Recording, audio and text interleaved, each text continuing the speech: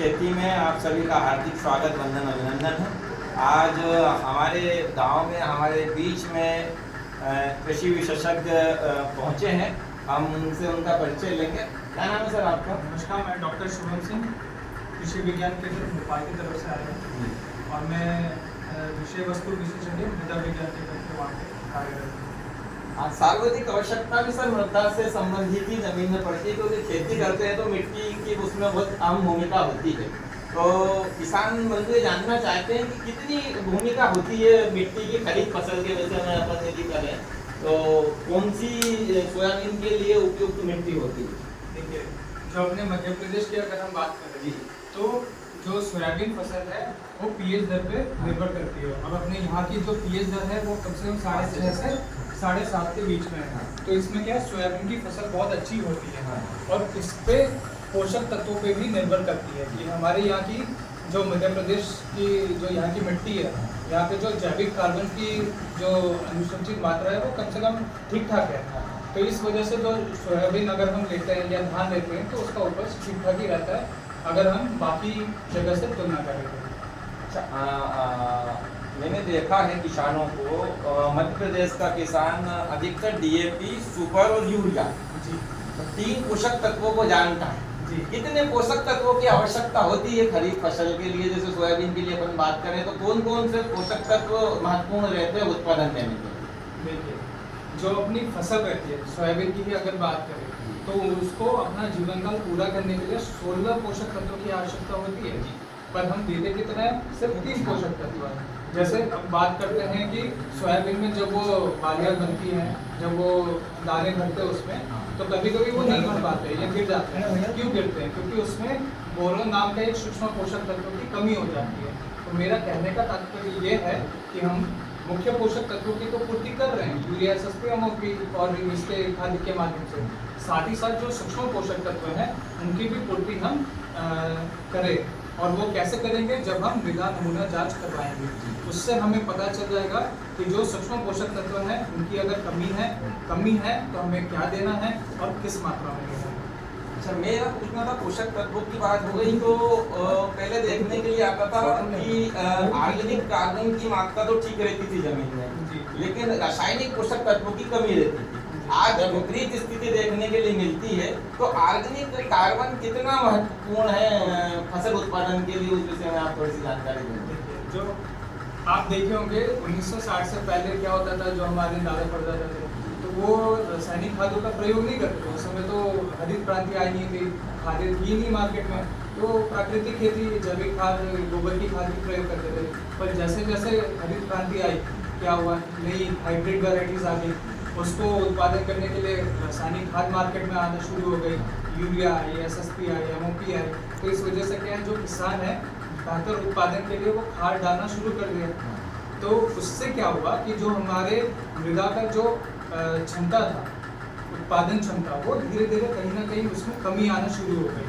तो उस वजह से क्या हुआ कि जो जैविक कार्बन की मात्रा है, आज से अगर 20-30 साल पहले देखें तो उस समय जो मात्रा थी और आज जो मात्रा है उसमें बहुत जमीन आसमान का फर्क हो गया। तो वो जो जैविक कार्बन है वो बहुत ज़्यादा निर्भर करती है कि वहाँ पे पोषक तत्वों की मात्रा क्या है। अगर जैविक कार्बन की मात्रा सही होगी तो इसका मतलब वहाँ पे पोषक तत्वों की मात्रा भी सही होगी। अगर जैविक कार्बन की मात्रा कम है तो इसका मतलब वहाँ पे पोषक तत्वों की भी मात्रा कम है। दूसरा विषय ये है सर कि किसानों को ये मालूम ही नहीं है कि कौन सा खाद कब देना चाहिए। तो सोयाबीन के विषय में यदि देखने के लिए मिलता है कि यूरिया किसान 20-25 दिन बाद भी देता है, बोनी के कम से कम सोयाबीन की बोनी के 25 दिन बाद यूरिया देता है। तो यूरिया या एसएसपी या डीएपी उसका देने का सही समय क्या है? बोनी के पहले देना चाहिए किसान को या बोनी के बाद में देना चाहिए या बोनी के साथ में देना चाहिए? देखिए, अगर किसान भाई यूरिया, एसएसपी और एमओपी तीनों दे रहे हैं तो इसमें क्या है, जो एसएसपी और एमओपी की मात्रा है वो तो आप जब खेत का जो मतलब उस समय जो प्रिपेयर करते हैं आप उस समय दे सकते हैं। और यूरिया की जब बात आती है तो उसको हमें अलग अलग करके देना चाहिए। उसमें से सबसे पहले 50% जो है वो आप खेत जब आप बनाते हो तब दे दो। फिर बाकी जो 50 है उसको आप 2 भाग में करो, एक 20 से 25 दिन में, एक 40 से 45 दिन में। तो ये सही मात्रा में आप जो तीनों खाद है वो दे सकते हो। ठीक है सर, मृदा से और इसमें एक और बात मैं ऐड करना चाहूँगा कि जो डीएपी है वो आप हमेशा मतलब जब खेत आप बनाते हो तभी डालो, उसको खड़ी फसल में मत डालो। डीएपी कभी भी आप खड़ी फसल में मत डालो। क्यों नहीं डालो? क्योंकि जो फॉस्फोरस होती है ना उसमें, जैसे उसमें नाइट्रोजन फॉस्फोरस दोनों है, तो जो फॉस्फोरस होती है वो अगर आप खड़ी फसल में डालते हो तो वो अपने जो पौधा है वो उसको ले नहीं पाता है, क्योंकि वो ऊपर सतह में ही रहती है, वो नीचे नहीं आ पाती है। तो इस वजह से जो डीएपी का जो खाद है वो हमें बुआई से पहले ही डालना चाहिए। कुछ कृषि विशेषज्ञों का कहना है कि यदि आप पोषक तत्व देने के लिए डीएपी का इस्तेमाल कर रहे हैं या सुपर का इस्तेमाल कर रहे हैं, तो वो उनका कहना है कि किसी एक चीज़ का इस्तेमाल करें। जैसे डीएपी का आप इस्तेमाल कर रहे हैं तो उसमें अलग से सल्फर दे दें, और सुपर का इस्तेमाल कर रहे हैं तो अलग से यूरिया दे दें, वही काम हो जाएगा। ये कहना सही है कि दोनों खाद की अपनी अपनी प्रासंगिकता है, अपनी अपनी। देखिए दोनों उस तरीका सही है, बस ये निर्भर करता है कि आपको कौन सा खाद मिल रहा है। ठीक है, अब बात बस सोयाबीन की अगर बात करें तो उसमें सल्फर का आवश्यकता होती है। तो अगर आप डीएपी नहीं दे रहे हो, सिर्फ यूरिया एसएसपी एमओपी दे रहे हो, तो उसमें सल्फर की आवश्यकता अलग से नहीं पड़ती है। पर अगर आप डीएपी दे रहे हो तो सल्फर अपने को अलग से देना पड़ता है। अच्छा, ये तो हो गई मृदा से पोषक तत्वों से संबंधित बात। अब सोयाबीन क्या है, बिना दवाई के तो पैदा हो ही नहीं सकती। जी जी, अपन ये मान के चले, और दूसरी चीज़ें आप जैविक कर सकते हो, पर अभी जो प्राकृतिक वातावरण चल रहा है उसमें सोयाबीन को जैविक करना तो मेरे को जहाँ तक संभव नहीं दिख रहा। तो अपन रासायनिक खेती के विषय में चर्चा करें, सोयाबीन के विषय में। तो सीड ट्रीटमेंट कितना जरूरी है और कैसे करना चाहिए? देखिए जो सीड ट्रीटमेंट है ये विधि सबको ही, सब किसान भाई को करनी चाहिए, बहुत ही ज़्यादा महत्वपूर्ण है। अगर खासकर जो मतलब पुरानी बीजों का प्रयोग कर रहे हैं, अब इसमें किससे करनी चाहिए? तो कार्बेंडाजिम और थीरम करके एक केमिकल आती है, केमिकल का दवाई आती है, तो उससे आप सीड ट्रीटमेंट कर सकते हो। और इसमें बात आती है कि इसका करने से क्या फ़ायदा है। तो सोयाबीन में आपको वो पीला पत्ती धब्बा रोग दिखता होगा, या उसमें वो मक्खी वाली बीमारी दिखती होगी। तो अगर आप बीज उपचारण करते हो तो वो जो दिक्कतें हैं वो थोड़ी कम रहती है। सोयाबीन में सीड ट्रीटमेंट हो रहा है, इसके बाद कीट प्रबंधन के लिए कितने दिन में आवश्यक रूप से स्प्रे करना चाहिए? जैसे एक हमारे इधर किसान क्या करते हैं कि एक उन्होंने समय प्लेट बना लिया, 15-20 दिन के अंतराल से वो मतलब स्प्रे करते ही है, चाहे कीट है या नहीं है। तो वो कितना सही है या कितना गलत है, या कीट देखने के बाद स्प्रे करना चाहिए, कि ये नॉर्मल आप बना सकते हो इस तरह से? नहीं, देखिए इसमें क्या है, जो भी स्प्रे करते हैं आप वो कीट को पहचानने के बाद ही करना है। ऐसा नहीं कि आप कोई भी कीटनाशी दवा डाल दिए और वो अपने को काम करेगा, क्योंकि वो कहीं ना कहीं ना जो आप कीटनाशक दवा डालते हो वो इस बार तो नहीं, पर अगली बार जो आपका उत्पादन है वो घटा देता है। तो इस वजह से हमें पहले कीट को पहचानना है, फिर उसके आवश्यकता अनुसार अपने को उसमें वो करना है। जैसे मान लीजिए इल्लियाँ लगती है, तो इल्ली के रोकथाम के लिए आप क्या डालते हो? हमारे इधर तो यदि मेरी बात करूँ तो सबसे शुरुआती डोज लेवलाथाइनोथैक्साम से चालू करते हैं जी, फर्स्ट स्प्रे। कितने दिनों बाद आप मैं उसका एक नियम भी है थोड़ा सा। मैं यदि मेरे एज ए किसान बताऊँ तो 20 दिन सोयाबीन की हो जाने पे पहला स्प्रे कर देना चाहिए किसान को, क्योंकि उससे वो थोड़ा सा जो एक स्टीम फ्लाई वाली जो बीमारी है, जो 20-25 दिन में मक्खी अंडा देती है, वो बाद में दिखती है। तो एक स्प्रे बिना देखे भी यदि किसान कर दे तो वो भी ठीक रहेगा। आपका क्या कहना है किसान? तो इसमें मैं ये कह सकता हूँ कि आप एक और इंडोक्सा कार्ड करके आते हैं जी, उसका भी आप प्रयोग कर सकते हो। उसका जो रिजल्ट है वो थोड़ा अच्छा है, उससे अच्छा इंडोक्सा कार्ड। वो कितनी डालनी है? 0.5 ml प्रति लीटर। ठीक है, और इसमें एक और चीज़ आती है खरपतवार नाशक। ये बहुत बड़ी समस्या रहती है सोयाबीन जो भी करता है। तो इसमें एक चीज़ मैं आपको बताना चाहूँगा कि एक दवाई आती है पेंडिमेथिलीन करके, वो आप 48 घंटे के अंदर अंदर अगर आप उसका एक छिड़काव कर दिए तो जो आपकी समस्या कम 10 से 20% तो कम होती ही होगी। पेंडिमेथिलीन का आपकी एक छिड़काव तो कर पेंडिमेथिलीन क्या सर थोड़ी सी पुरानी हो गई।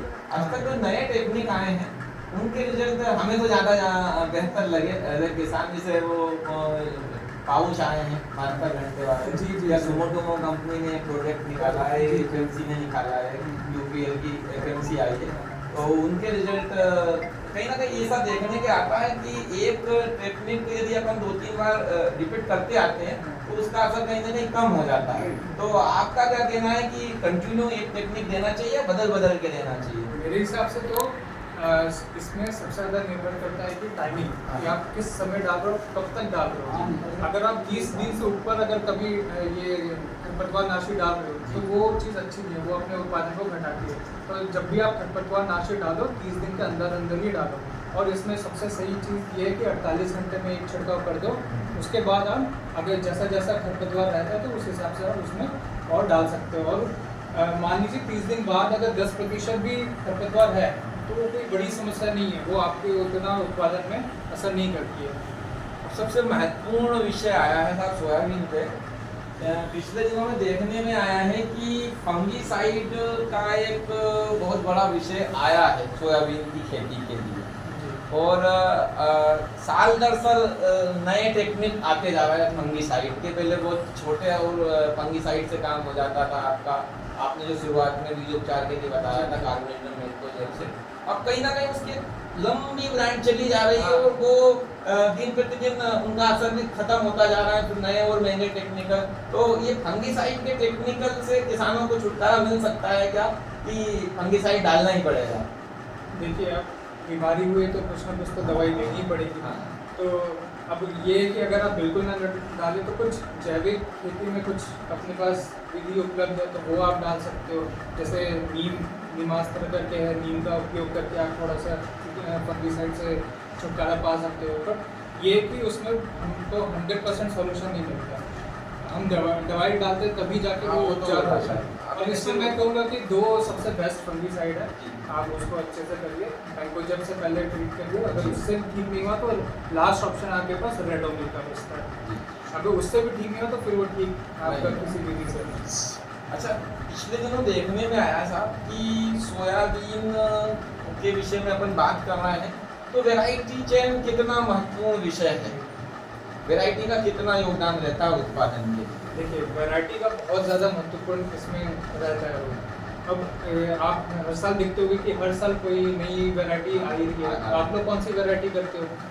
हमारा क्षेत्र तो मैंने शुरुआत जब हुई थी इन कार्यक्रमों की तब भी अपने कृषि विभाग के लिए जो प्रमुख थे DPA साहब जी, उनसे बोला था कि जिस अनुसंधान केंद्र से वैरायटी निकलती है उसके आसपास के जिलों को छोड़ दो तो सीहोर जिला सबसे नंबर 1 पे नई वैरायटी लगाने में।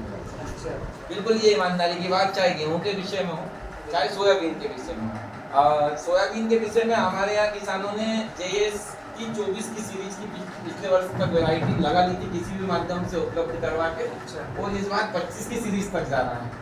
और गेहूं में बात करें तो HI 1650 बहुत लगा था हमारे यहाँ, HI 8830 लगा था, और 3385 जो नई वैरायटी आई थी उसका भी बहुत लगा था। तो बीज के विषय में तो कहीं ना कहीं शिवर आ गया। हालांकि अभी कुछ नई किस्में आई हैं तो आप उनका भी प्रयोग कर सकते हो। जैसे कि सोयाबीन की बात करें तो एक 2 वैरायटी नई आई है।